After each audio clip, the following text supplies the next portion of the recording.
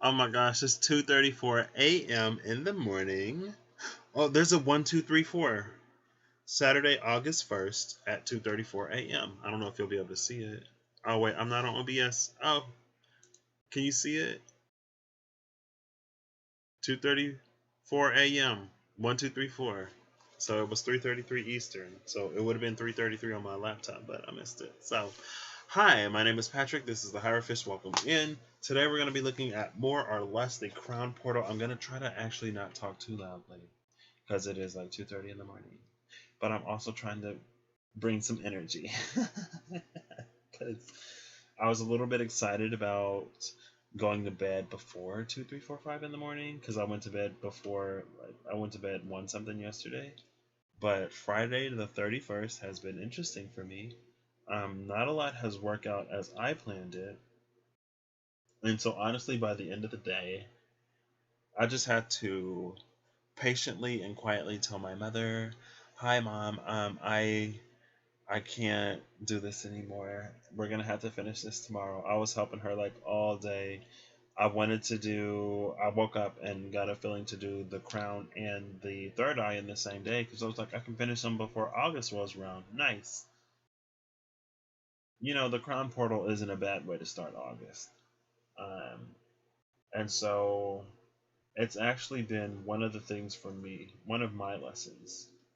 Or at this point, I think it's less of a lesson and more of an interesting thing to note that I haven't finished a lot in the time that I initially planned, but things for me have worked out so much better. Let me say that in a different way. I found things to be appreciative of and thankful for in this time of continuing to do things that I thought I was done with that I wouldn't have the ability to experience if I had finished when I had originally planned. There are pathways that I've been taken down, opportunities I've been gifted, lessons that I've learned, people that I've met, things that I've discovered, because I talked about a few other things that I found today, like the Starbucks cup, this random book that I got for free that I picked up on campus, um, my binder folios that I got, and some of the stories associated with these. And also, we talked about the true colors a little bit, all in that video. I'll link it in the description after this uploads. I'll link it tomorrow, not tonight. I'm going to bed tonight. Um,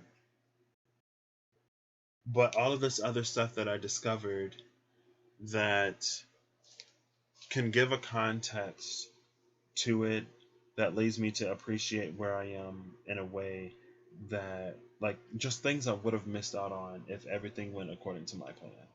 And today was very much so not a day that went according to my plan, but I got so many cool things, right?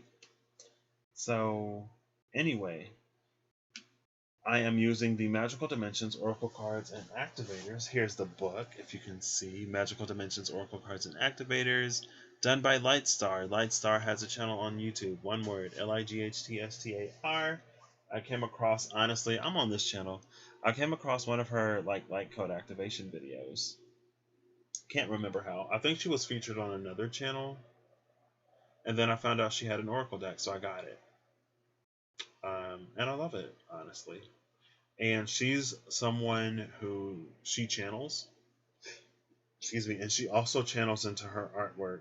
And so she does light language activations, but she also, through her art, can channel some of those codes as well and activate through that. So there are so many ways to integrate spirituality and to integrate the messages and to communicate them. So many ways to communicate these things. Maybe in some ways that are unique to you. And so today for the, excuse me, sorry, I'm a little tired. Like I said, it's late. So today we have the more aligned over here and the less aligned over here. So with the crown portal, I decided to do the crown portal is about sort of receiving information from upstairs in a way.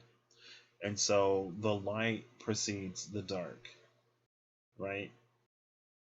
So the light is like the message, the dark is receiving it.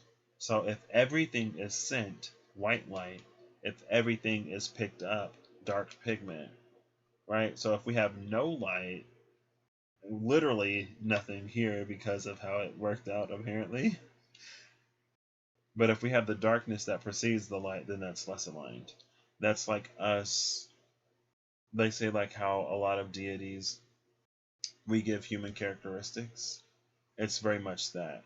It's like projecting the things on the dark onto the light, saying that things are kind of bad down here on earth, so things must be kind of bad, up in the heavens or whatever, when that may not necessarily be the case. So that's how I did it this time. Excuse me. I need to stop doing that. When I get into it, I'll stop. Maybe. It'll be reduced. I'm using the Journeyman and Ascendant edition of the Weaver's Tarot again with the Magical Dimensions Oracle cards and activators. We have Angelic Assistance, which is number 5 at the bottom of the deck. When I went looking for this crown portal. At the bottom of the deck of the light side, we have the Conqueror of Wands, the Knight of Wands, with the World card right behind the Conqueror of Wands. And we have a World card right here, which is interesting. The World card and the Conqueror of Wands, which is that Knight of Wands again. On the bottom of the deck, on the dark side, we have the Six of Swords. Oh my gosh, I think the Conqueror of Wands just went on the floor. The Six of Swords. Yes, the Conqueror of Wands went on the floor. The World card wanted to be known. So, you know what, World card? Suck it up. Sorry. I was going to give it to the World, but I'm like, no. Nah. If it falls again, then we'll move the World to the top. But I guess the World card just wanted itself to be known. Like, okay, so it's really time for us to set sail and move on the things. It's time for us to set sail and close these chapters that we need to close and move forward with the passion. It's time to be led by our dreams and to actually do things to make them a reality. So, one more yawn. Excuse me. And the crown portal is number 8. So for divinity, okay, yeah. So for divinity, I went looking for the Ace of Cups. For unity, I went looking for the Lovers, and for separation, I went looking for the 5 of Coins. And so what I did is the card before the significator, I put on more aligned for the light side, and the card after, I went for less aligned, right? Because the light precedes the shadow. And then for the card after the significator, I put on the more aligned side. And for the card before the significator, I put on the less aligned side. And I got confused like every time. And then somehow this card ended up back in the deck, I'm assuming, because I don't know where it went. It's not on the table. It just disappeared into thin air. Excuse me. Sorry for all the yawns, but at the same time, it is what it is. So we're going to read this and then we're going to get right into it. So, the crown portal. This image is connected with the white crown color ray. The celestial interpretation here is establishing a divine connection with source energy, God, and the discovery of your spirituality is a vital part of the soul. The crown portal represents the part of your consciousness that is concerned with perceptions of unity or separation. It ensures a loving connection to universal sources of energy, and with the world and humanity as a whole. Maybe that's why the world card was like, hey, I'm here. Don't forget about the world when you're connecting to source, you know, and humanity. Don't forget about, each other down there when you're connecting to source. The oracle interpretation here is 1 second. Excuse me. I had to wait on everything I was doing today. So now y'all can wait in between these yawns.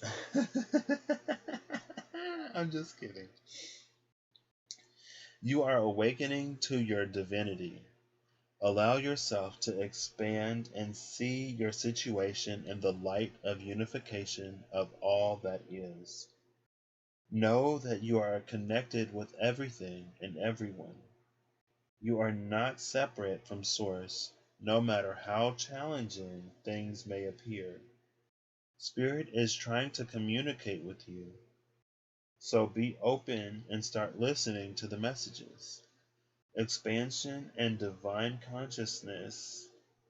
expansion and divine connections will be coming forth for you. Go directly to God for answers. The companion crystals here are Herkimer Diamond. Oh, there's only one. Usually there's like 2 companion crystals for everything else. Yeah, that's interesting. The companion crystal here is Herkimer Diamond, and the companion essential oil is Palmarosa. Now, in the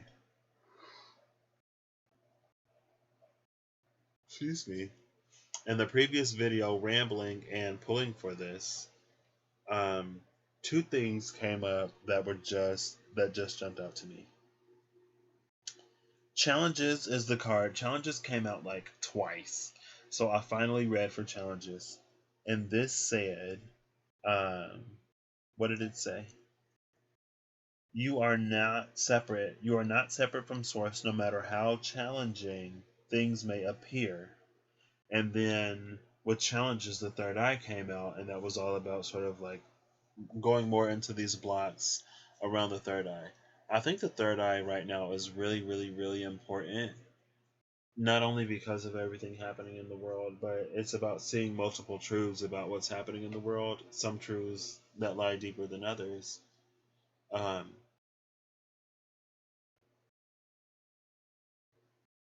and earlier, the third eye portal came out it came out twice. Before I was even ready to begin, it fell out. So that's when I started. And wisdom is the card that came out with it. And then when I was getting the final card, as I put these away, it came out. And then it came out at the bottom of the deck when challenges fell out. Excuse me, for like the second time. So the other thing was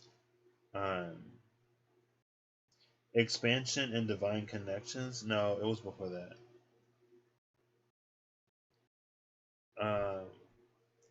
Spirit is trying to communicate with you, so be open and start listening to the messages.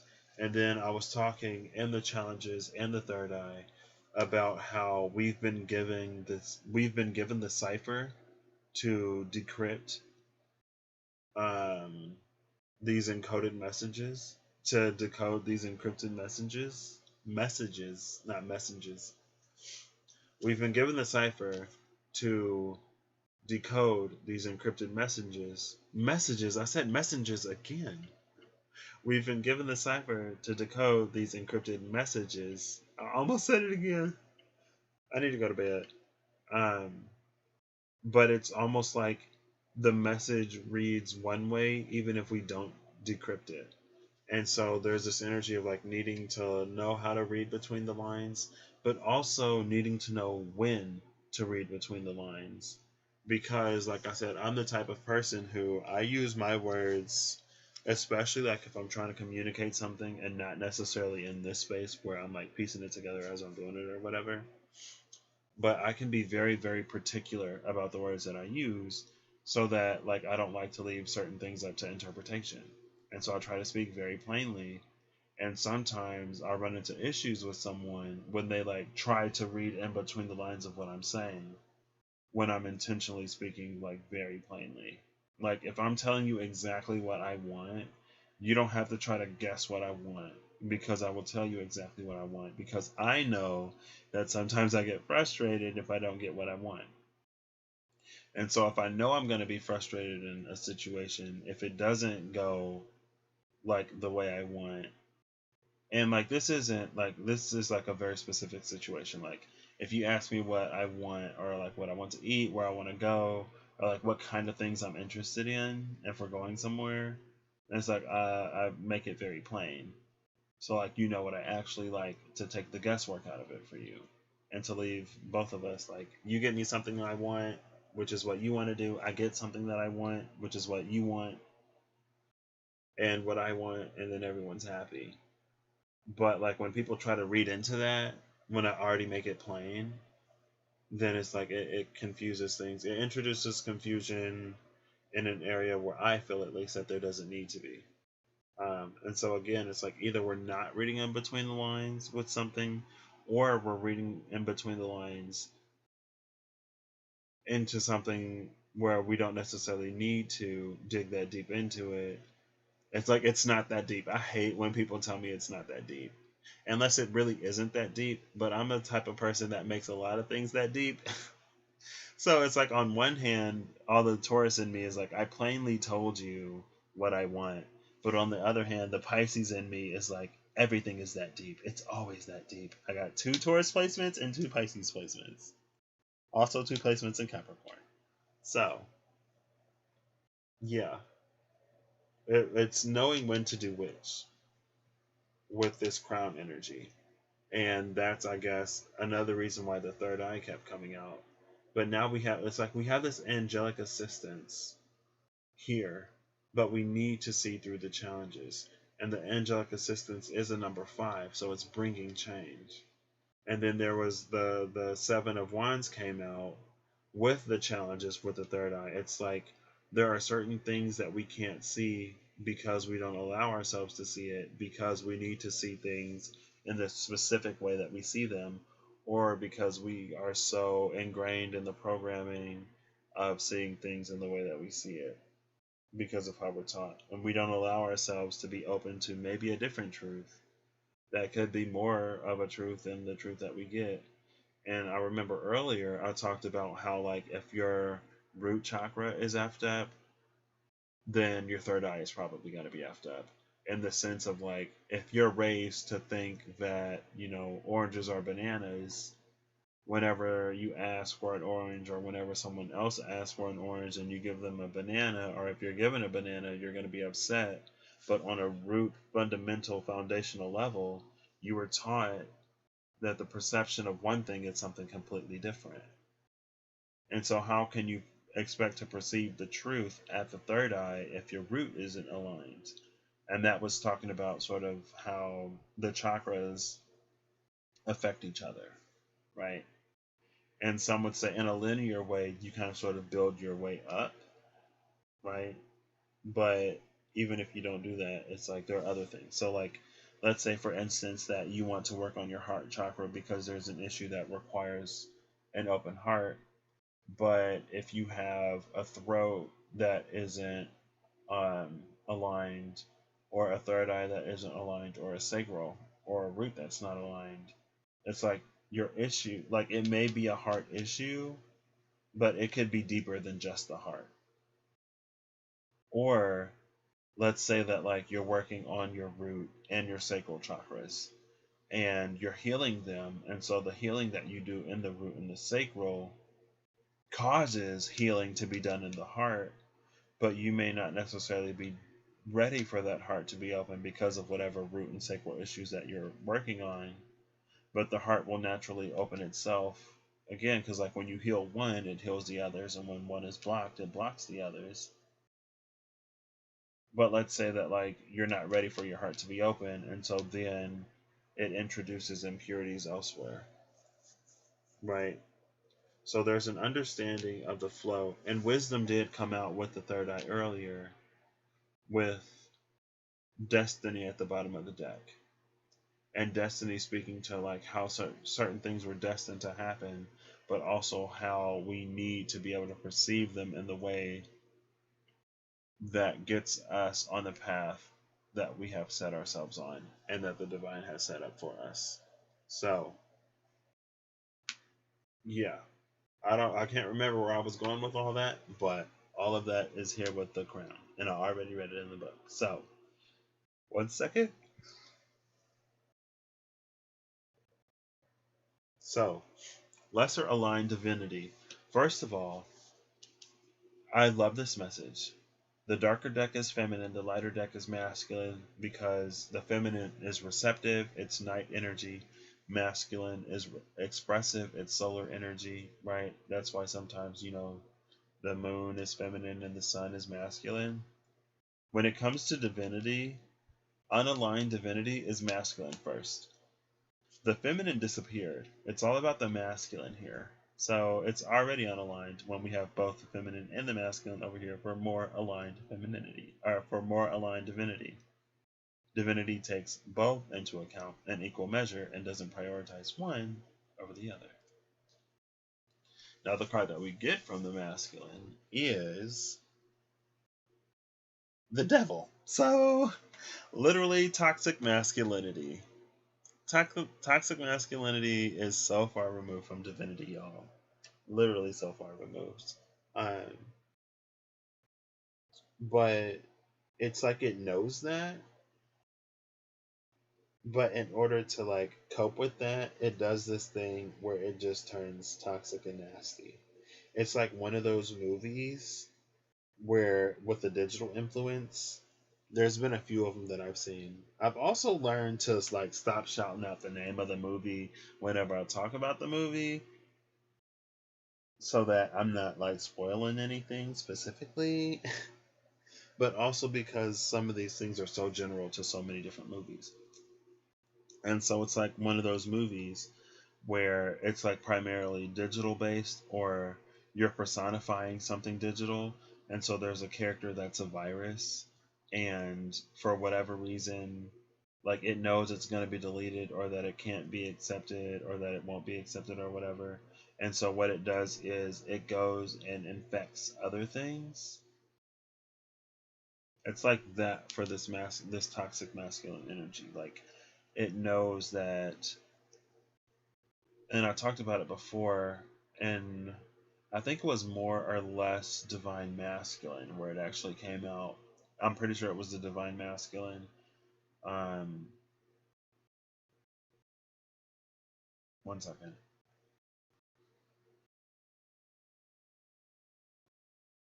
Excuse me. I hope these yawns don't make me lose my train of thought. Spirit and helpers, I'm gonna ask y'all keep this stuff in my mind, please, because it's late and I'm yawning. And I know, like, it's like, well, if it's so late, why don't you just go to sleep? I was like, I can still do this, okay? I'm a Pisces and a Taurus. So I like sleep, but also with the Pisces, I'm most like connected to the realm that I inhabit when I'm fresh out of bed or ready for it. But see, I need to stop. I need a home. I'm reining it in because if I try to what's that word? If I talk too much, I'll lose it. So toxic masculinity knows that it can't get out of divine femininity what it needs to come into those more harmonious and sacred spaces. Toxic masculinity knows that divine femininity is not going to lower her standards to the point where it works with that. And this is what came out in that. I believe it was the divine masculine. And so, excuse me, what toxic masculinity does is it degrades the divine feminine to the point where it's like it'll take anything that it can get from her. But since it knows that it won't work with her in all of its radiance, it tries to tear down at that feminine energy. Also, it puts itself on a pedestal and it creates these systems because masculine energy is the energy of structure and organization. So, systems, it creates these systems where it can thrive and benefit, and where like divine feminine energy doesn't benefit, and also divine masculine energy doesn't benefit, where a less nasty masculine energy doesn't benefit. It creates these systems that keep it in place. And so when it comes to divinity, that's why we have this devil energy here, where the feminine card is absolutely present, but also at the same time, it establishes all the rules. It establishes control.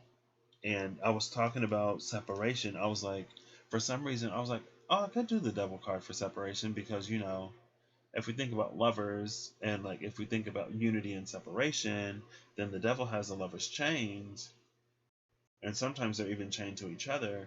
But I was like, well, if they're chained to each other, then that's not separation. So let's not do that. But again, we can see how that devil energy keeps both the divine, or how that toxic masculine energy keeps both the divine masculine and divine feminine energies constrained and operating in whatever system it operates in. And so, if there is no real respect for, I don't even want to say just the divine feminine, if there's no balance between feminine and masculine energy, and if there's no respect for feminine and masculine energy, and this is respect beyond, because one of the things that I don't necessarily agree with is some people will be like, well, women should do jobs for women and men should do jobs for men. And it's like, yes, in theory, sure, I can agree with that. I mean, there's going to be outliers either way, so I still don't agree with it, but I can agree with it. But my thing is, men, especially in these more Western civilizations, for a hot minute, men have been in power, and men have been telling women what women jobs are, and men have been telling men what men jobs are, and men have been telling men what women jobs are. And so when male nurses and male teachers get made fun of, or if they're seen as less of a man, I feel like some people will use that as an argument, or I've seen someone use that as an argument to derail sort of like feminism or womanism, right? A more intersectional and inclusive feminism. They was like, yeah, but well, men experience this, but honestly, at the end of the day, again, going back to decoding messages, if you decode what you're saying right now, men are facing ridicule because they're taking jobs seen as jobs that women take. And since women are treated and seen as inherently inferior and lesser than men, then to have a man in a role that's inferior to the role of a man, then of course he gets that ridicule, when a woman in the same job wouldn't get the ridicule, because again, that's the woman in a place that a woman should be in. And so again, it's all the same argument, where we should be restructuring sort of our gender norms and stereotypes and what they're open and able to do. And so again, that's like when I see like women should do women work and men should do men work, it's like, okay, sure, maybe. But at the same time, we have to recognize that for quite a while, men have been dictating what women work and what men work is. And honestly, there's some things that we sort of like gatekeep women from doing that women would be better at. But because women are actually better at it, it threatens that toxic masculinity, right? Instead of the balance between the masculine and the feminine. Because the masculine energy sees all of what feminine energy is capable of in her creativity, literally creating and birthing life, in her nurturing, compassion, and kindness, and also in her intellect, primarily based in intuition, I guess, if we go that route, where the masculine is more like raw logic and intellect. But it's like I think it's like pretty scientifically proven that, women kind of sort of develop more than men do at the end of the day. But when, again, that toxic masculinity, it discourages women from going into the sciences and, even some of the arts and then like math and being engineers, when it tells women, like be cooks, be stay at home moms, and there's nothing wrong with the women who actually want that for themselves, again. But it's about having the freedom and the choice to like discover what actually works for you. instead of this system telling you this is the work you. And it's just like when we look at certain minority groups, specifically African Americans, and how it's like it's so interesting to me that literally there was a period in history where enslaved African Americans, before they were even African Americans, when they were just slaved Africans, I guess, at that point, um, even though they had been already Americanized. And it's like, it's interesting that, like the actual Americans would be the natives. So when we had Europeans, basically, Americanized Europeans that had Americanized Africans as slaves by that point, um, where it's like they were discouraged from reading and they were actually punished for reading or punished for like seeking out knowledge and acquiring knowledge. But now, like, African Americans are looked at as like illiterate and all this other kind of stuff, when there's been a history of like negative reinforcement to like them reading and educating themselves and elevating themselves. Right? Let's talk about Tulsa. I mean, I guess we don't have to talk about Tulsa actually, but like it has been the case that it's like, well, why don't like people will be like, well, why don't like black people get like more higher education, and why don't black people do this and do that? And then it's like, when we pursue these things, or when there have been historical contexts of these things, they've been met with violent opposition. Again, Tulsa, case in point. Again, the slaves that were punished and killed and whipped for reading, or for learning how to read and like or write or whatever. But then it's like we want to act like all of the history isn't what the history is. And again, that's this toxic masculine control energy where it keeps itself in power. And it also, with this devil energy, twists the narrative and the hearts and the minds of the people to get, and that's the furthest thing from divinity. Anyway, I didn't necessarily have to get all like that deep into it, but this energy will convince you again. I was talking about it earlier, going back to manifest destiny. This energy will convince you that it is divine, all the while doing things that are quite far removed from anything I'd consider to be divine. All of the pillaging and plundering of lands and cultures and bodies, and that's supposed to be divine. Like going back to Pocahontas, it's like they're singing the song about the savages, but the most horrendous acts are the ones committed by who? Against who? Like entire groups of people. Like this ain't even a grudge at this point. This ain't like I don't like you because of what you did to me. It's like generalized to an entire group of people. And that's another one of the things that I don't understand. And I guess this isn't necessarily about all that, but again, this is about decoding and looking beyond, and the sort of what this at the top, like this toxic masculine energy has been able to do, and how it sort of set itself up as divine or entitled to, or how it has the right to come in and do certain things, and how far from divinity it's actually kind of sort of led us astray. But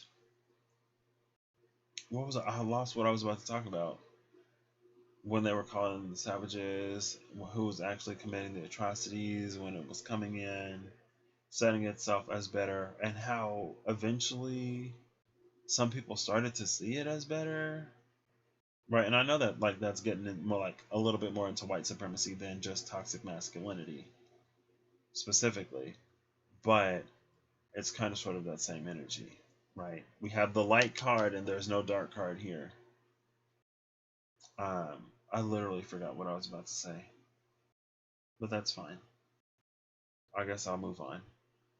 Read between the lines. I don't have to say everything. But that's the thing about the crown and how it's related to and connected to the third eye. right? There are some truths that we receive, and that came out. There was the Knight of Swords and the Two of Swords, and it was like, well, how are we supposed to be these trailblazers? Or how are we always supposed to be thinking our own thoughts when we're encountering situations that we've never sort of encountered before? And it was like, it was the Conqueror of Swords, the Two of Swords, and the Three of Pentacles. Seek wise counsel with the Three of Pentacles, but never neglect your ability to bring your own thought to the table. Does it resonate with you? If yes, build off of it. If it kind of resonates with you, take a piece of it and then build off of that and find something that resonates with you. If it completely resonates with you in this situation, then yeah, take it. If it doesn't resonate, don't be afraid to leave it behind, regardless of who this person is, right? I think sometimes, like, there are people that we respect for one thing and we take their opinions on like everything, right? It's like, just because you're the best sort of like chef in the world, like, yeah, if I need to know how to cook something, I'm gonna go to you. I respect your opinion. It may be like ineffable, sure, why not? But if it comes to things that aren't food, you're not the expert in that, so I'm not gonna feel bad for thinking my own thoughts. And just because I respect you in one area, and I respect you in general, but just because your opinion holds a lot of weight in one area because of the educational or whatever experiential backing you have, doesn't mean that it holds weight universally, right? And again, I can't remember where I'm going with this, but that's not the point. It all comes up as it needs. So that was enough about what isn't divine, but would convince you that it is. Um, Also, we have to look at a lot of what this energy told us to sort of go after and strive for. But at the same time, keep in mind that when you're decoding a message, it's like sometimes, like, we don't have to decode everything. And that's where the critical thinking and applying skills that came up from the World Geography book and the Third Eye yesterday, that's where that comes into play. Critical thinking and applying skills, right? And again, going back, that's why I was talking about it. Going back to the Knight of Swords with the Two of Swords and the Three of Pentacles, it can also be the crown, but we have to be open to receive it. But it can be the crown that will give us the truth of the information to reduce a lot of the fogginess of a clouded third eye. It's giving me like a cataract energy, right? It's like, if we've been born with cataracts, or it's like we're born with crystal clear vision, but society and this toxic masculine energy and just the structures in general, and just like, being a baby and learning things from people who are already there, learning the lingo and the language, and then being societally and socially conditioned, right? It's like these cataracts form, and then we see the whole world blurry. And if our crown is open, and if we're open to receive the truth, even if it is uncomfortable, even if it leads to great change and the dropping of the facade that this energy would put on you, the dropping of the mask and the facades and the filters and the shading and all other kinds of things, the crown will help you do that, but you have to be open to receive it, right? Now, getting back into this, so more aligned divinity. We have the World card, which is interesting because this is the third or the fourth time we've seen the World card come out on the side of more aligned, and then we actually have the Ace of Swords. And I believe I looked for the Ace of Swords when it came to clairvoyance and clarity. I think I looked for the Ace of Swords, but I could have looked for something else. But I'm pretty sure I've taken the Ace of Swords as a significator for something on one of these chakras. But now we have the Ace of Swords in the World card. So again, here we have this toxic masculinity and its systems. Ace of Swords in the World with this divinity, it's like seeing through all of the BS that what this said divinity was. I don't know if you can see these, but honestly, I'm not extremely worried about it at this point. There's the World card. You can see that big old third eye. And then the Ace of Swords is also there. If there's a specific feature that jumps out to me, then I'll make sure you see it. Or I'll try my best. I don't know if I can necessarily make sure you see it, but I'll try my best. Also, there are laurel wreaths here. There's a moon here. but it's like a new crescent moon. And then there's a crown at the top of this Ace of Swords. I always look at where the crown falls on the Ace of Swords in a specific deck as a significator or as an indicator of how much of this information we've already integrated. Two things to note about this Ace of Swords. Usually with the Ace of Swords, the sword, like, it's in the hilt. Like, the hand is grabbing it by the hilt. This sword isn't in the hand. The sword is floating above the hand, and the crown is literally sitting at the tip of this sword, almost above it. So we have laurel wreath with this new moon. I think especially with the devil energy being the less aligned, we can see that whatever victory that we would have found in that old system is empty. If you can even see that. You can see the laurels. Let's see. There you go. Oh, there we go. Perfect. You see the laurels, and then you see that moon that's like empty. Yeah, you can see it. The empty moon, that's empty victory. You can see that the crown is literally sitting on top of the point of the sword. And then you can also see that the sword isn't even in the hand. It's floating above the hand. But the hilt has all these like little magical thingies around it. And then that's why I think the third eye is so big on this. Also, on this world card, we have the Ouroboros. There's a Wheel of Fortune behind this world. But here, the wand isn't barbed. On the Wheel of Fortune in this deck, the wand is barbed with thorns. Thorns signify like restrictions and stuff like that. And then snakes also mean something I can't remember right now. But with the Ouroboros, the snake biting its own tail, that's keeping the ego in check. So it's the ego is being kept in check. There's no restrictions on this wand. The Wheel of Fortune is like the wand with the snake coiled around itself and something else. And I believe there are also wings in the Wheel of Fortune. It's like now the wheel is free to turn. And we see the hollow victory and the laurels around this moon. Now there's a frame of laurels here. This is what victory actually is. And victory, maybe it's less victory and more success, honestly. Because toxic masculinity is like, it's a dog-eat-dog world, and, when you're climbing a social ladder, sometimes you got to step on people. But honestly, what that leads to is a crab in a barrel mentality where what we're fighting, like, we drag each other down to try to get to the top, and whenever someone succeeds too much, we get like shifted into our ego and fall into jealousy and envy and stuff like that, where we would try to tear them down instead of celebrating each other. I told you I would stop yawning when I got into this, didn't I? Now I'm about to yawn because I mentioned it. But again, it forces us into this lack and scarcity mentality when there's so much abundance, right?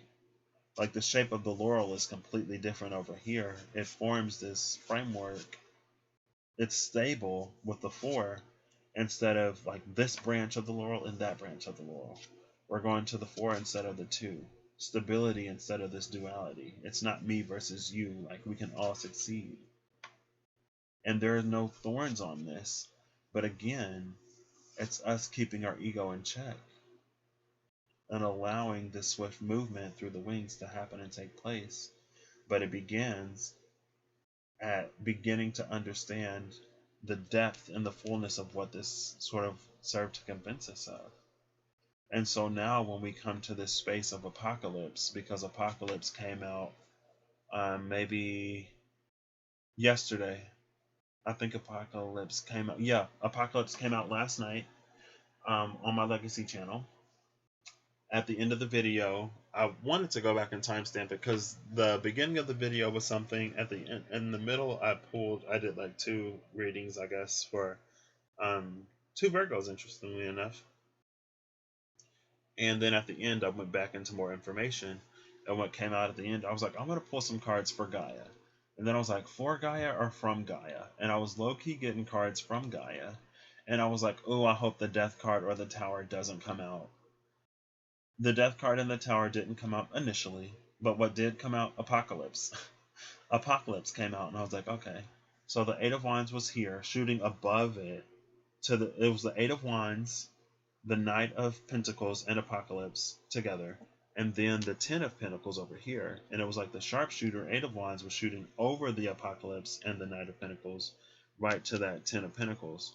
But now with this context, it's like, again, it's like with this like needing to decode certain messages, but also not needing to overcomplicate others. It's like, yes, we're not supposed to fall into everything that the apocalypse is sort of like trying to throw us into. Like, don't fall into the fear of the apocalypse, but also, like, you can't just completely bypass it and go right to the Ten of Pentacles without going through it. So we still need to go through it while also not adapting and adopting the perspective that they want us to have. And eventually, where that video ended up, and it was so interesting, I gave myself, and I mentioned it several times while I was over there, but I gave myself permission to speak in a way that I'm more comfortable with speaking over there, because it came out over there, and it is more seen over there. But what I eventually got to is, we've been violating two laws of nature and how everything reacts on this planet. And I know I believe the law of correspondence is a thing. So it might be something different. But the way it came to my mind is like, oh, that's the law of correspondence. The law of correspondence would be like, the second law maybe of physics. For every action, there is an equal and opposite reaction. For every cause, there is an effect. Maybe the law of causality. That may actually be a thing. I don't know. But it's like, first of all, we've been encroaching upon the rights and freedoms and free will of other people, and that's something that we're not allowed to do, or that we shouldn't do in a more, unity aligned co-creative function. We can't override someone else's free will. That's why, like, if you do a love spell where, let me be careful about how I say this. To do a working where you're sweetening someone or something to you, or a love working in that matter to enhance something that is already there, fine, sure, do whatever you want. But to do a love spell or a love working in a sense where you take control and dominion over someone's mind and over someone's heart, or when you start interjecting feelings that aren't there, when you start overriding someone's free will, I think that's where it begins to cross a line. And it's giving me very like Voldemort from Harry Potter vibes, right? And then it's like, well, what happens to the child conceived from something where someone's free will was dominated, right? What happens to that child? It was Voldemort. Voldemort was someone conceived from a love spell, right? After love spells were kind of sort of banned. So again, the first thing that we're doing is we're violating, like, someone else's free will on very, very, very large scales, because again of this toxic masculine energy that what led to white supremacist energy.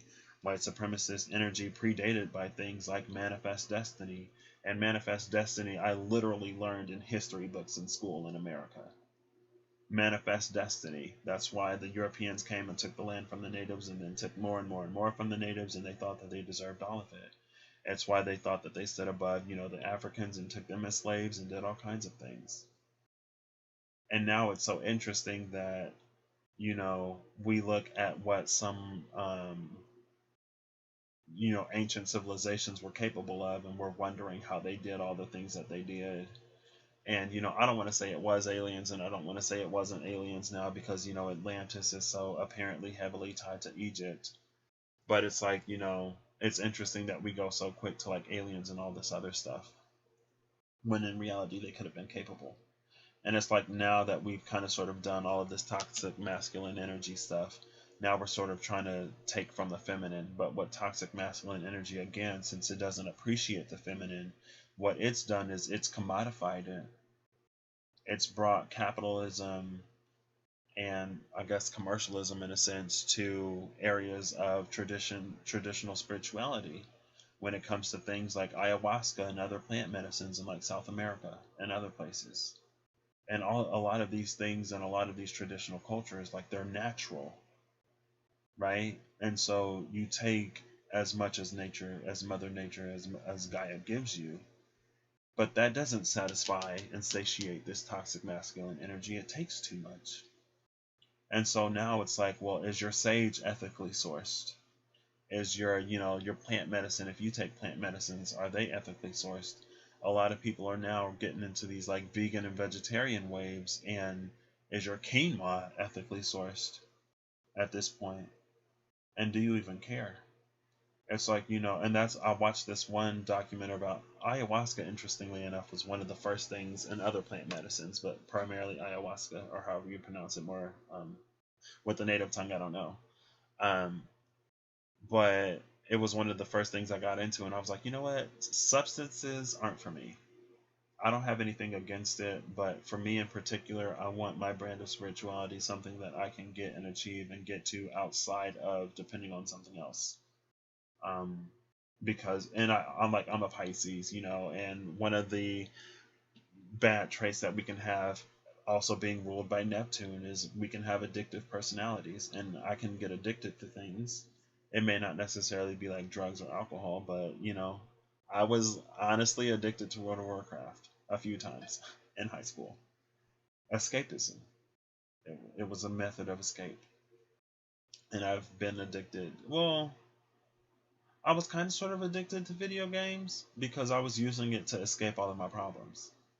And I was addicted to video games until I couldn't be addicted to video games because my eyes got worse. And that was part of my dark night when I lost my coping mechanism. And my coping mechanism, honestly, was my way of distracting myself from everything that I needed to do.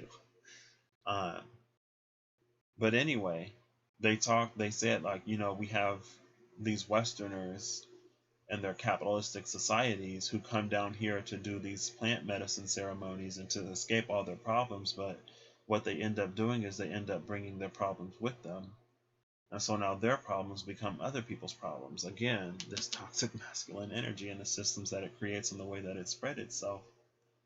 And so now, like all of the capitalism and all of the money pressures and stuff that they're trying to escape, they're bringing with them. And so now ayahuasca and like sage and quinoa and all of these other natural things that these cultures have, it's been a part of their culture forever.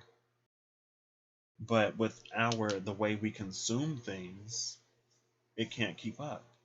And it's being commodified. So now only the people who can really afford it are getting it. And the people in the lands where this is native, they may be working to give it to you, but they can't even indulge in it because they can't afford it. And it's like it's been part of their life and their culture for how long? I don't know where this is going, but I guess I'm in my Aquarian energy right now. Age of Aquarius, this is what people talk about. I guess it's part of the rebellion or whatever. But that's like part of the things that, again, like we need to see in the world. And we need to see the world outside of the things that we need. And it's like, how are you so woke and so, it's not how, but it's like, as woke and as spiritual as you are, and as much in the unity consciousness as you are.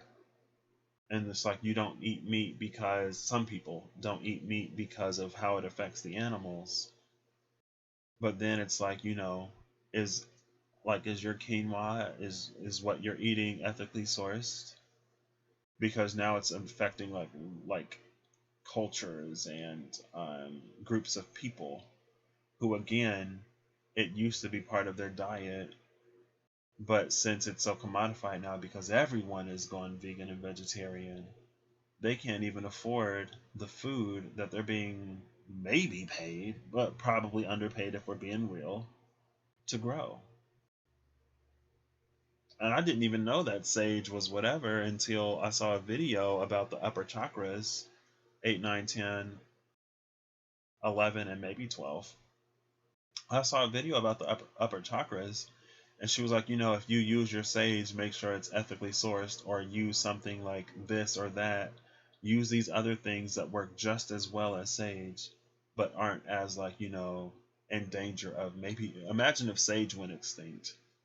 Or not extinct, but imagine if sage went the way of the banana. Bananas don't even naturally grow anymore, right? If you've ever noticed, if you've ever eaten a banana, it doesn't have seeds. Bananas don't naturally grow. They're all clones of each other because, again, they don't naturally grow. And because they don't naturally grow anymore, because of whatever reason they don't grow, there's no diversity between them because, again, they're all clones of each other. There's no seeds. They can't diversify. Some mutation is good, or some difference is good, because then if you get something that affects one banana, it affects all bananas, right? Survival of the fittest, but they're all the same, so they all die. And that actually, it happened with bananas at one point where something came in, it was just like wiping out bananas. And since, again, bananas are all clones of each other, since there's no difference, there's no real way to protect themselves. Excuse me, our differences are what protect us from, being wiped out, honestly. It reminds me of this one show I saw. There was these people that came in and they made demands, right? And it was like a fourth of the world's population they took control of as a show of their power. And with the limited knowledge that the people had, they thought that these people were amazing. Again, how that this toxic energy will make you think it's divine and what it's able, what it's able and capable of doing, that you may not necessarily have the knowledge yet of knowing, but just because somebody else knows something that you don't know does not mean that they're divine.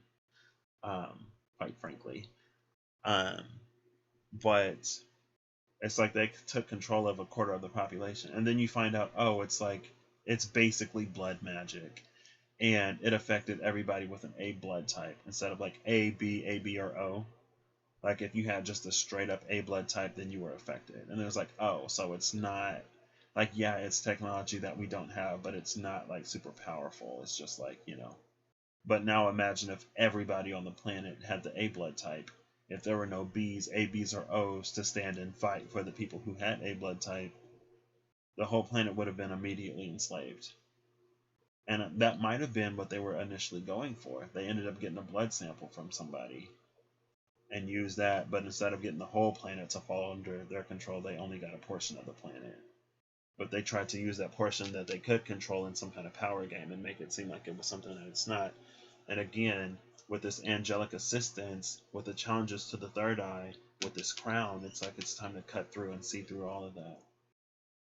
And again, the reason why I went that far is because the other thing that I didn't get to, the first thing is that we've been violating the free will of others, and that comes with a payback that we have to accommodate for somehow. Also, at the same time, for every action, there's an equal and opposite reaction. Our actions have consequences. This toxic energy, this devil energy that's been so rampant on the planet, it's removed consequence from the equation. You can go out and commit heinous acts and be rewarded for it, celebrated for it, not punished or penalized in the legal systems for it. This unfair balance of justice, cosmically, energetically, spiritually, that also adds things that we have to pay for. And so, how do we get to the 5D from the 3 when we have this like rampant violations of the free will of others and of cause and effect, due cause and effect, without the proper repercussion to the action? Look how far we've devolved and how people just take life, right? We've gone from taking lives of, the minorities that were seen as less than human anyway, some hunted for sport, literally. And now it's like, especially over here in America, we have a problem with like mass shootings in schools and movie theaters and other gathering places, and it happens so frequently that we've kind of sort of been desensitized to it. I didn't want to talk about it on my channel because it's like I didn't necessarily want to bring attention to it because it's like, the more attention something has, then the more it's happening, but also it's still happening. I saw, of course it's on Twitter because everything is on Twitter because the news isn't talking about anything that the news doesn't want to talk about that isn't hot and popping or feeding into the narrative that, again, this energy wants to feed us.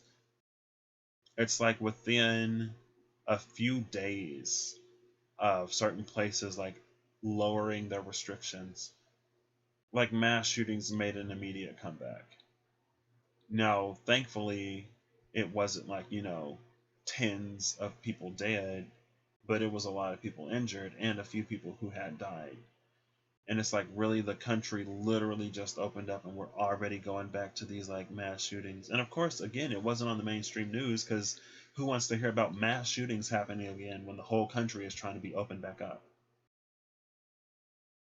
And it's interesting, and I've talked about it again. It's like some people look at George Floyd and how like some people say that was a setup because thing like George Floyd wasn't unique in what happened to him, and like that wasn't the first time Black Lives Matter happened, but now it's like it's trending and it's all over the world. And part of that may be because again, in that moment of pause, when we resume, it's like, is this really the world that we want to go back to? We have an opportunity to kind of sort of reset. Is that really the world that we want to go back to? And then the world decided no on that, but we're not going to talk about the mass shootings and stuff that are actually happening as places are opening back up, because then maybe we'll actually for the first time do something about our gun laws too. And if we're talking about sort of like grievances made against divine order, one of the things that I saw on the internet a few years ago that kind of rings true is like after Sandy Hook happened here in America and we did nothing about the gun laws, it was kind of sort of a losing battle. When the most protected or most precious or closely held group, right, those like what were they, elementary school kids or preschool kids? I think Sandy Hook was a elementary.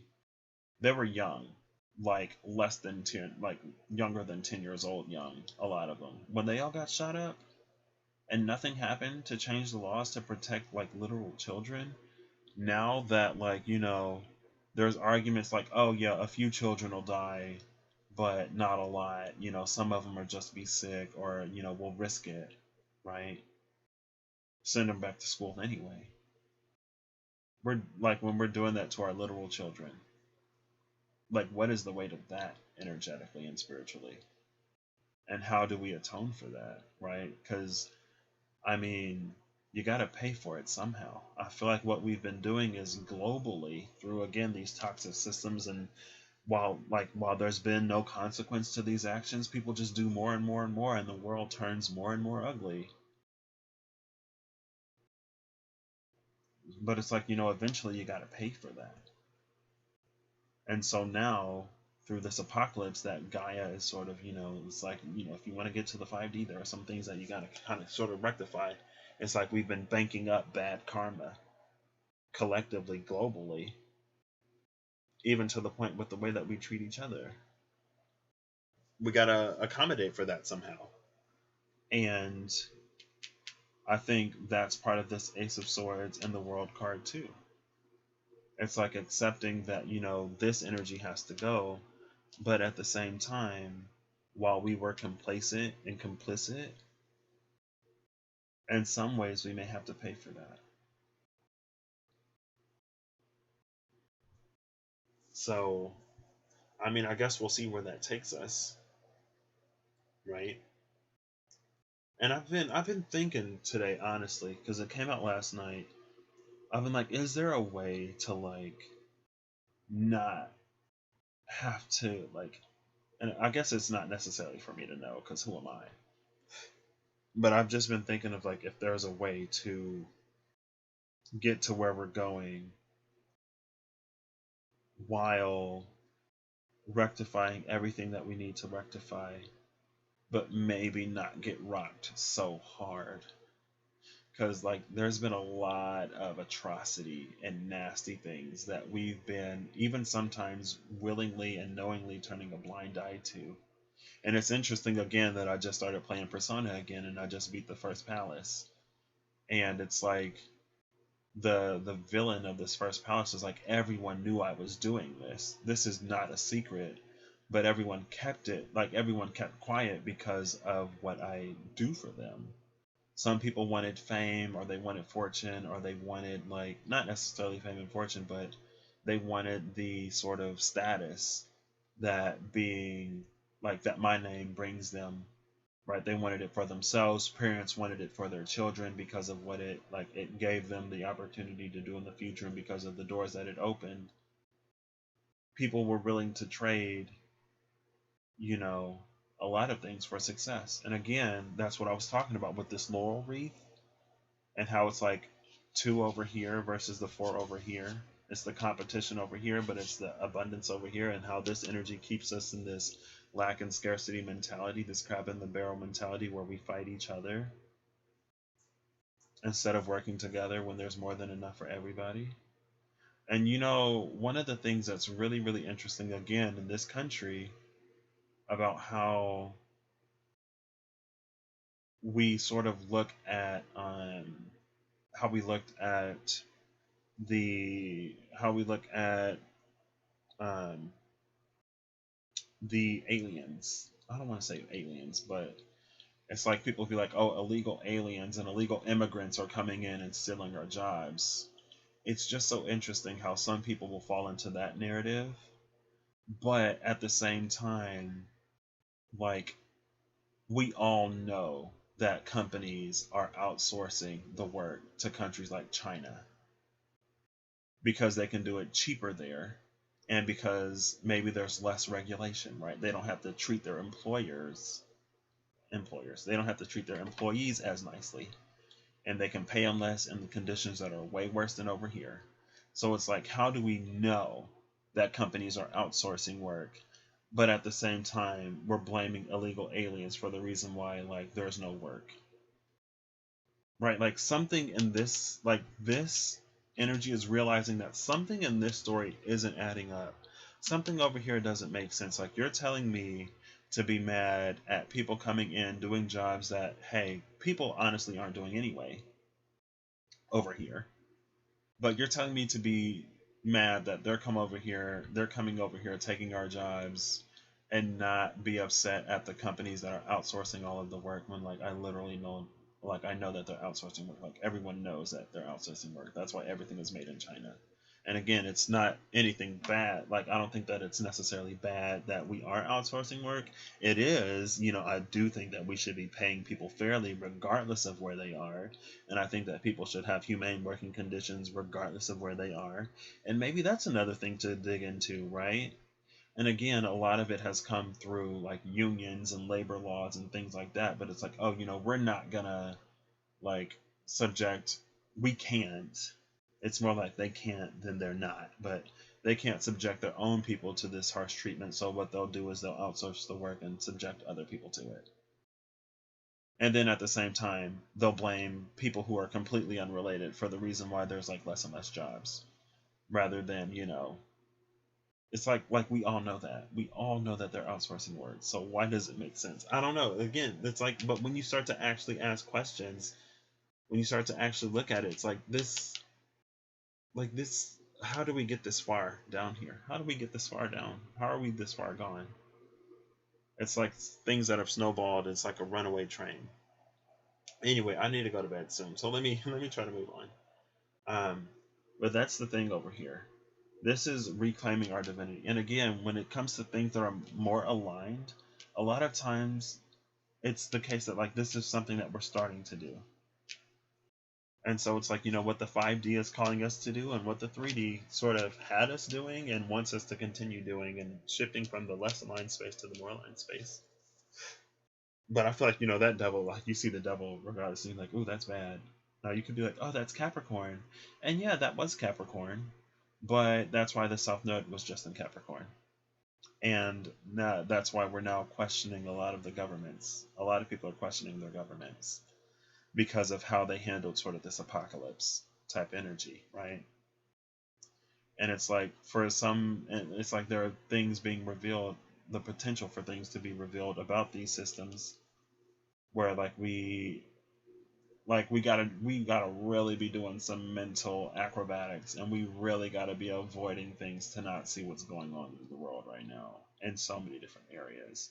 But again, we're bringing justice in areas that haven't had justice in a long time. Speaking of children, look at Epstein, right? And how he finally got whatever's coming to him, and how these other people are finally getting whatever's coming to them. And like it's so interesting how children kind of sort of are the brunt of a lot of terrible things, and we didn't even care. right? Like there are some people who are literally like, children will die if we send them back to school, but that's fine. It's like Lord Farquaad, and y'all know that what his name is a play on Farquaad. It's like when Lord Farquaad was like, "Some of you may die, and I am okay with that," or whatever he said when he was like, "Some of you may die, but that's a sacrifice that I'm willing to make, or I'm okay with that," or whatever he said. It's like you don't really care. Anyway, let's move on. Oh goodness.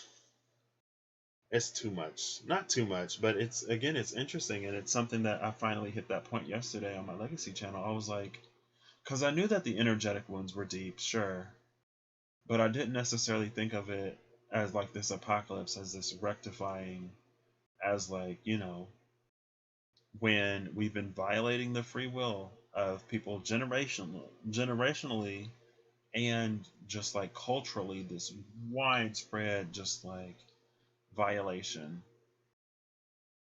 And again, it was like at some point, even in the animal kingdom, there's a food chain. And again, not to sort of like use that to justify all of that like manifest destiny type garbage. But it's like, in our own lives, in order for us to get something, there's someone who isn't getting it. But again, the further we get from this, the more we tap into the limitlessness and the abundance that is available to us outside of the lack and competition that this energy had us in. So, but it was like the violation of free will, and also all of the actions that didn't have any consequences. It was like, where does all that go? Right? It's like it's giving me the energy of a capacitor. It's kinetically stored up in this thing, and now there's like all this energy, and I don't know if we can like love and light our way out of this. Right? That's why now we're in the year of the blue lunar storm. It's an energy of purification. But anyway, again, that was divinity, and this energy that came in that acted in a way of divinity with all the systems that it created and how it got us all to kind of sort of play it apart. Um, but also sort of like cutting through that to see the truth of our own. And so again, I think there are going to be these times where we have to ask ourselves, like, what is this energy trying to get us to see? And what is this energy asking us to do? We need to look at both sides. Because again, it's like sometimes we got to read between the lines, sometimes we're overcomplicating things. And it's not necessarily overcomplicating, but it's like you're not looking at it from both perspectives, from both angles. You're only looking at it from one side. So now we have less aligned unity. Less aligned unity looks like the Nine of Swords and the Death card. I feel like this is that competition. This is that, like, I'm not gonna lose sleep. I don't care. Like, that's that dog eat dog. Like, I don't care what happens to you as long as I'm good. Then I'm good. But again, what it does is it creates, and it's also interesting because, and again, it kind of sort of goes back to was it the throat or the third eye? I think it was the third eye when I was shuffling to get the cards. We saw that, again, because of this energy, we were prioritizing the material over the emotional and the spiritual. And so it makes a whole bunch of Ebenezer Scrooges. And it's like it's lonely at the top, and types of sort of people where on our deathbed we have all of these regrets because we weren't doing anything that actually mattered. And with this Nine of Swords and the Death card, it's like we've played into this system in so many sinister ways. It's ridiculous because like you live this life according to the system that kind of sort of benefits no one really. And then on your deathbed, Nine of Swords into death, you have all of these regrets of things that you didn't do or ways that you treated people or whatever, but you never really allow yourself to accept the ugliness that you participated in because of what it might say about you. And then it's like your soul, not necessarily your soul, But on your deathbed, it's like you leave this planet, you leave that incarnation with so many regrets. It makes your soul so heavy that, like, not only were you racking up bad karma because of the things that you were getting away with, that, we always know when things are wrong, regardless of if we can get away with it or not. We know that it's wrong when we do it. And so it's like you're racking up all this karma because you sat in this system. And then, not only that, you're adding on to it with all of these regrets that you leave the world with. And so, when it comes time for you to reincarnate or whatever, you're just all kinds of effed up. It's like that energy has really been doing stuff down here. Oh my gosh. It's like it's how did it get this far? It shouldn't be this possible. And then that's why, you get certain, is it Buddhists?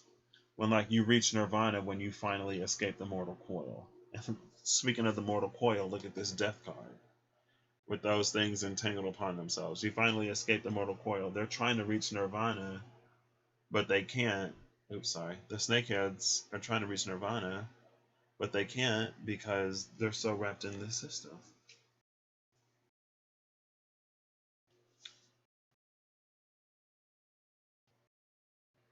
Right? This is like that doggy dog, every man for himself. These two snakes trying to get that, but they've wrapped around each other to the point where there's no, like, they can't move any further. But if they would have went straight at it, they would have had so much, like, body left to spare.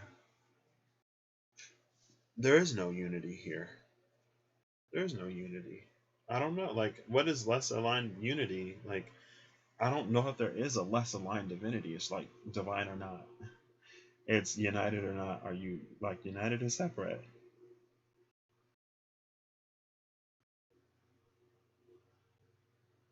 It's like we can't really come into that space of unity when we're always at each other's throats.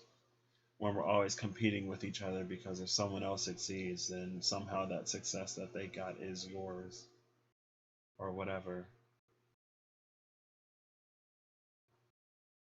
Also, with this Nine of Swords, it's like it keeps people running so ragged, especially again, coming back to capitalism in America. It keeps people running so ragged, working so hard for looking so far outside of themselves that they can't even unite with themselves to unite with anybody else. They don't have the time. Like, we're all too stressed and worried about everything happening in the world.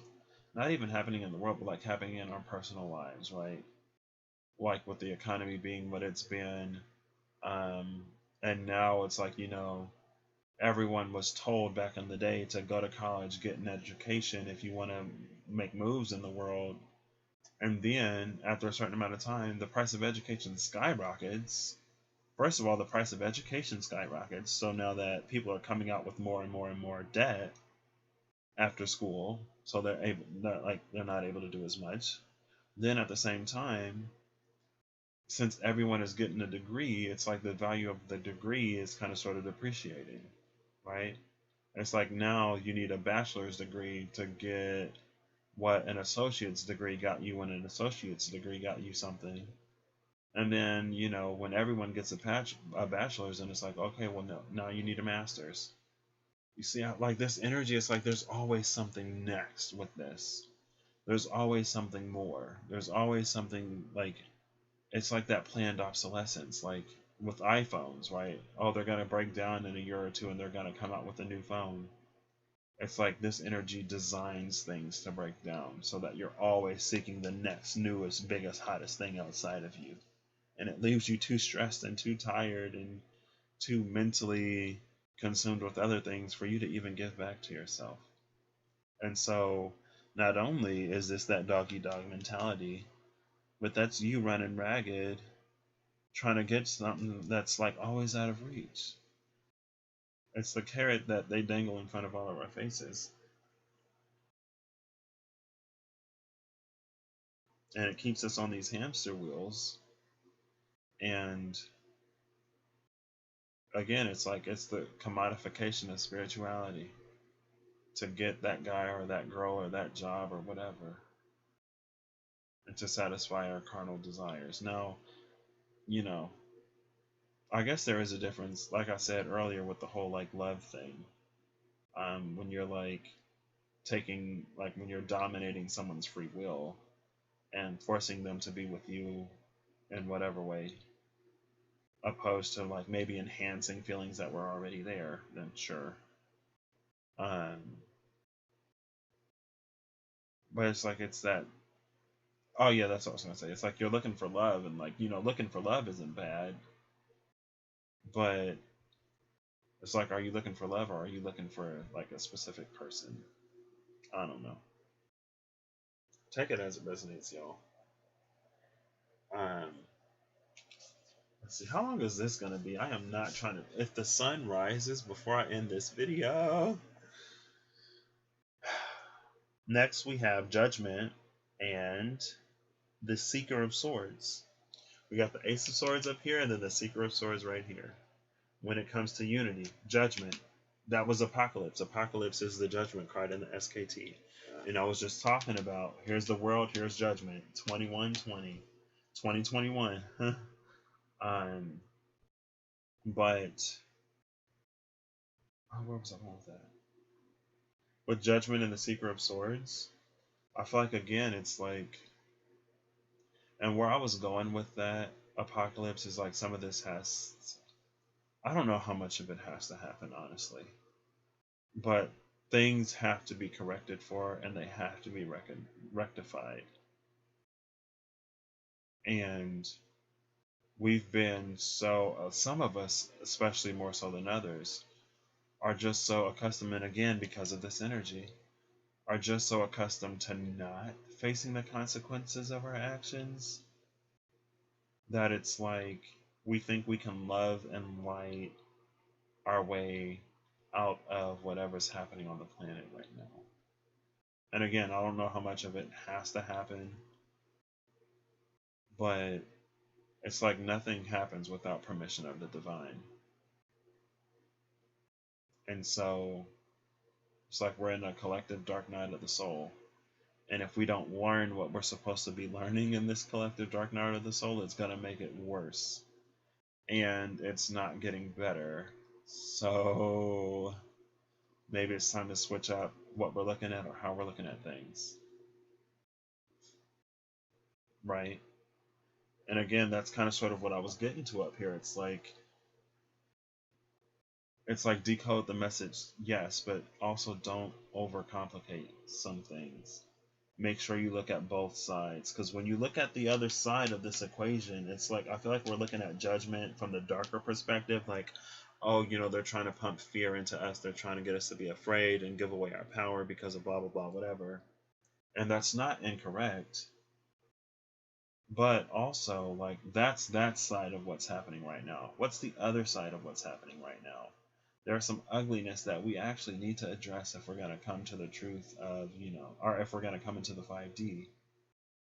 And it's like a lot of the uncomfortable, like racial stuff, a lot of the uncomfortable stuff that's been happening, like in Hollywood. It's like, I think I talked about it, but Gibby was trending on Twitter the other day, and I was like, why is Gibby trending?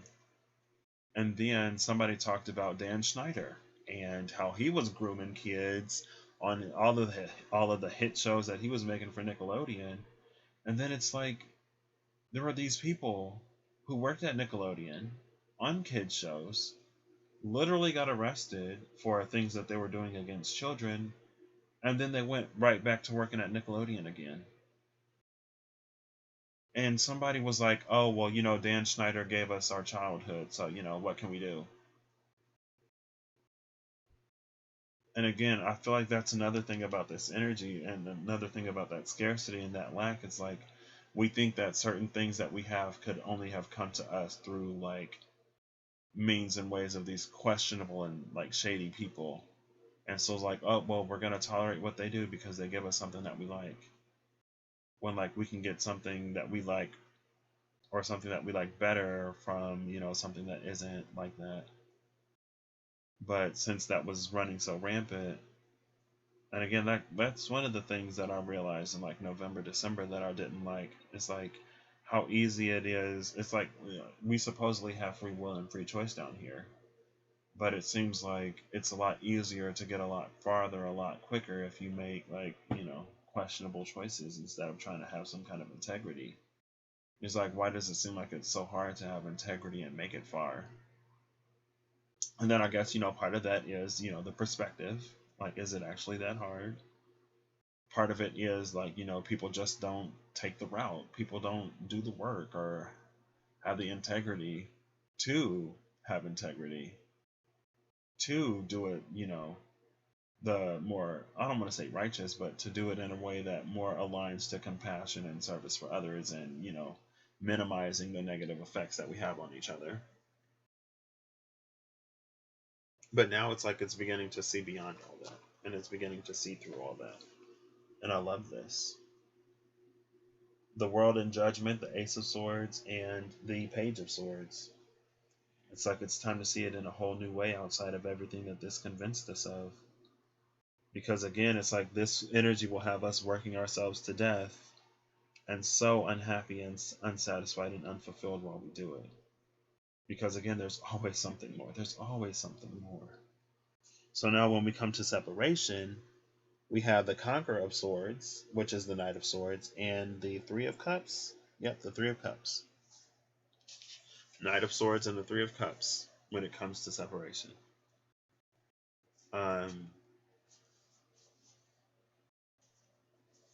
It's like, what just popped into my mind? It's like, that's life, or like, it's the game. Don't hate the player, hate the game. But it's like, don't hate the game, hate the players. Like, this is like that don't hate the game, hate the players type of energy, with the way that it scapegoats and misdirects and does all kinds of stuff. But with the Knight of Swords and the Three of Cups, it's like we're sort of moving forward on this incomplete truth. It's almost like the Three of Cups is the ceiling of that. And that's what, like, and again, it's like, you work a job that you hate for longer than you like to make ends meet, and then you go home unsatisfied and unhappy like the rest of us. Welcome to the real world. You don't always get what you want type energy, and that's what we live with. All the while knowing that there's something deeper. I think honestly, that's kind of sort of what the Conqueror of Swords, the Knight of Swords, and the Three of Cups is kind of sort of given me. It's like there has to be something more.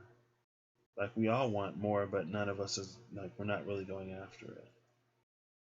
Because we've been made to believe that,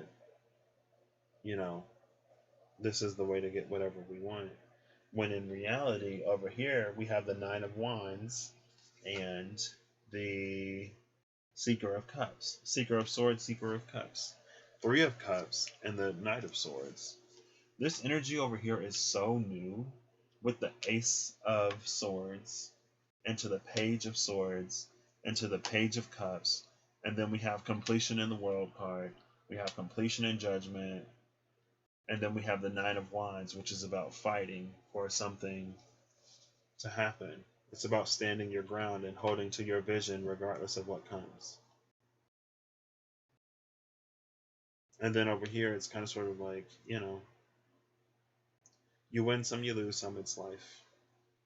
Is this a third party? Is it celebration? I don't know. Over here, it's like, I want something brand new and I'm ready to fight for it. And again, this is separation. So it's like, I feel like this energy is just going to take it. But this energy is going to say, like, no, like, there's something more outside, and I'm ready to fight for it. World, Judgment, Nine of Wands. Ace of Swords, Page of Swords, Page of Cups. So I'm going to end this here. I feel like I didn't really give too much to separation, but you can kind of sort of see how all of this keeps us separated. And it's like this, like, it'll keep us hoping for something, hoping for when we make our big break, hoping that one day, we won't have to work so hard. But until we get that, we'll just continue to work. We'll just continue fighting with this sword that they gave us and being as good as we can be with it. Instead of being like, you know what, I'm going to use this sword in a different way. I think you were trying to hide something from me, and you're not going to pull the rug from under my feet. You're looking at me. You're asking who stole the cookies from the cookie jar? I think you ate the cookies. And you're pointing the finger at other people. It's like how on Scooby-Doo. I don't know if it's ever been the case on Scooby-Doo, but it's like on Scooby-Doo when the villain or the person behind the mask is the person that called Mystery Inc. in the first place. Something's happening to the park. All of the people are leaving, and we don't know why. We're losing money. But then you find out that the villain is the person who called in the first place, and then you're like, well, why? Wait, like, why are you calling saying you're losing money when you're the one chasing other people out? It's like, oh, because you have more money to gain after this place goes to the dumps and we bulldoze it, clear the land, and build something else. But you can't just like shut it down. You need the people to leave first for whatever reason. You can't just do what you want to do. You need the power of the people that you have enslaved for some reason. And so that's why you're playing it this way. Because again, you don't have the blessing of the divine feminine. She doesn't cooperate with you. So you have to find these like sneaky, subtle ways to get done whatever like you want to get done. Girl, I don't know. But it's time to end this, and it's time for me to go to bed. What time is it? It's 4:06. It's 4:06. How did this happen? I went to bed before 2 o'clock one night. I blame it on Friday the 31st. Friday the 31st. Like I said, like, I don't know if I said it on this video or on the one when I was getting other cards out, but I typically have decent to good luck on Friday the 13th. Friday the 31st, not so much. Not at least today. At least not today.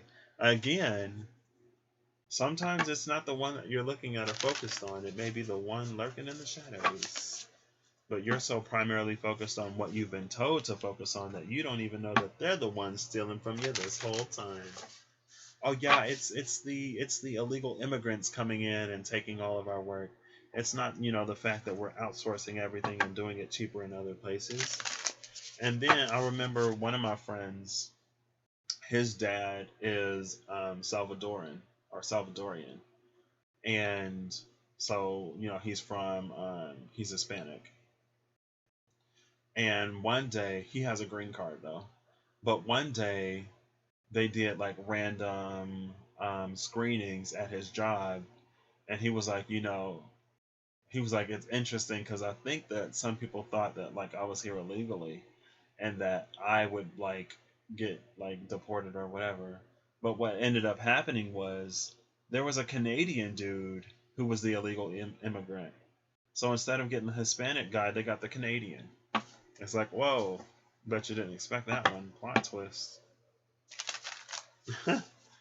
Or maybe they did, Again, it does serve, I admit, it serves a specific narrative when we call certain things out. But it's just interesting that, instead of the Hispanic guy, it was the Canadian there who was there illegally.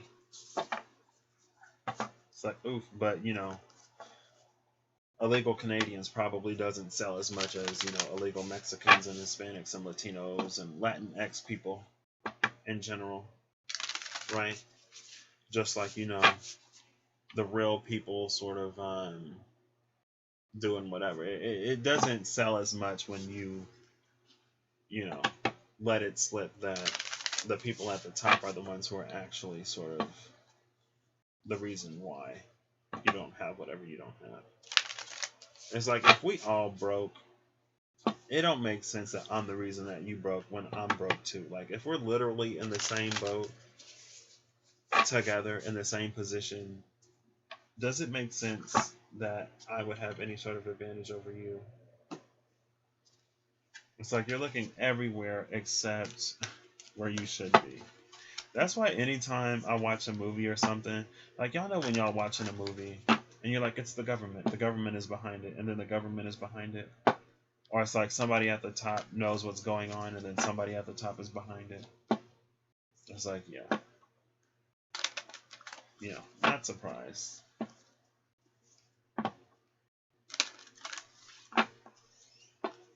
I've never seen Hunger Games, but sometimes people do stuff just for their own entertainment. Okay. Oh, well, there we go. Oh, no, that's too much. And I didn't look at them. If y'all want to come back out, y'all can come back out. Final card, please. I should have at least looked at them. I am kind of curious, but I guess it's too late now. It's like, don't be trying to get lazy just because you tired. Be strong. You almost done. I think that was forgiveness that just popped up. I almost pulled it. There we go. 2 cards, not 3. Bottom of the deck is Utopia. How are we going to get there? Right? There's a lot of collective baggage and garbage that we need to take out and let go of. So first card, we have Oneness. Oneness is balance, patience, and divine masculine. It's number 30. Girl, if this is Majestic Eminence... Oh, it's not. Oh, it's the Crown Portal. The Crown Portal came back out. Now the Crown Portal is out with Oneness. Before the Crown Portal was out in... Was it Destiny at the bottom of the deck? No, Angelic Assistance was at the bottom of the deck. So, to reach this Utopia, we need to reach a sort of oneness. And again, this oneness, like, we need to learn to accept the differences and honor the differences in each other, because that's literally what makes Earth Earth. Is its diversity and the beauty that it brings, right? Like, literally, one of humanity's greatest strengths is our ability to adapt. And we wouldn't have that ability to adapt if everything were the same. Right? It's literally like one of our greatest strengths. The ability to adapt to so many environments and so many different situations. And it's like we're blessed with this ability to adapt, but in some ways cursed with a mentality that homogeneity is the way to go and that we should all be the same. Where we can't celebrate our differences. Like when someone's like, "Oh, we have more in common than we do differences." It's like, girl. And again, maybe it go back to that manifest destiny garbage. Maybe not. But it's like, why do I need to be you to deserve respect? Like, who are you that I need to be you to be seen as a person? You think a lot of yourself. Okay. But I don't know. It's just weird how some of this stuff works down here. And what, like, we all know, but we choose to pretend to not or forget sometimes. But again, it's like, what narrative serves what we want the most. It's not necessarily about the truth. It's about whatever's prettiest that gets me what I want. If someone else has to suffer at the end of the day, I don't really care because it's not me. Type of energy. It's like, okay. You don't care when it ain't you. Okay.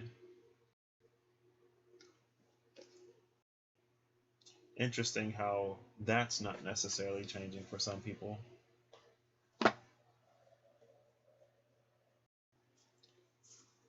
Bottom of the deck over here is the Conqueror of Wands. The Conqueror of Wands was at the bottom of the deck before, wasn't it? That Knight of Wands. Or the top of the deck was the Knight of Wands. Bottom of the deck is the Seeker of Coins. So it's like we want this brand new experience. We want to come into this whole new world.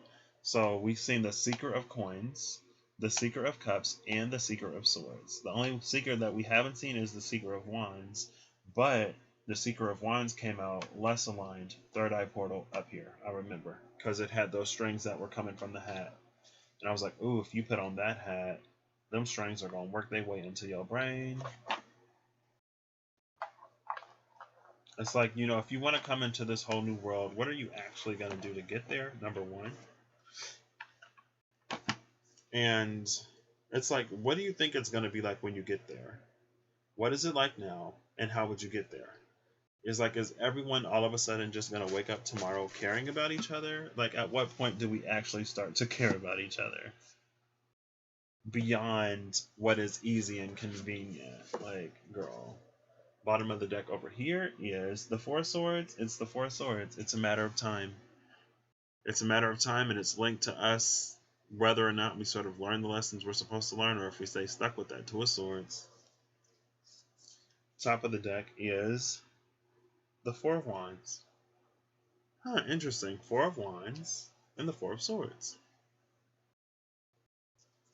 You just waiting for the party to start, but you ain't even RSVP. You ain't even ready. You ain't even call. And it's like, girl, you never responded to my text, so I didn't think you were coming, so there is no party. Right? How you just gonna show up like you never let me know? When I specifically said, hey, let me know if you want to do this, because if not, I'm not going to do this. And you never let me know that you wanted to do this, but you just show up and expect for me to be ready. It's like, okay, well, sorry, not sorry, I'm doing something else, and you'll figure out what to do with your day or yourself. All right, I don't know what that was at the end, but this we're officially done with the more or less. Right now, honestly, it's time to do something brand new and to leave the past behind. I feel like that crown kind of sort of perfectly summed up everything. Less aligned, falling into the systems that we fell into in the past and the various ways that it had us ensnared. More aligned, not being afraid to be foolish, going after something new, allowing the old stuff to fall apart, realizing and recognizing that as this falls apart, there are certain things that are going to happen, but you got to do something brand new if you want something brand new. Also, don't overcomplicate things, but don't undercomplicate things either. Decode the things that need to be decoded, but sometimes, things are plain and you don't have to read between the lines.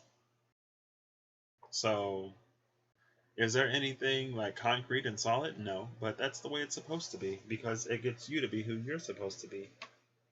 Right? Can't give everybody the answers. Right? Then y'all be crying about spoilers or whatever. Alright, I'll catch y'all later. I hope this finds you well. We are officially done now with this series again. So, yeah, I don't know what I'm gonna more or less anymore. Like, we've done Divine Feminine and Divine Masculine and the chakras.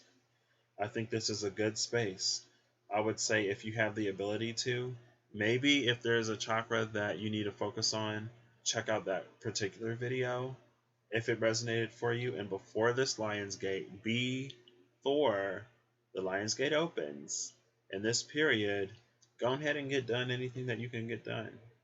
So that when it opens, you can get some of what you want instead of everything that you need. Stuff that you need that you could have been already, getting before. But I already talked about that. So all of the best. Lionsgate is in, I don't know if it's like a specific time or if it's just like when it hits 8/8. So it's coming up here soon.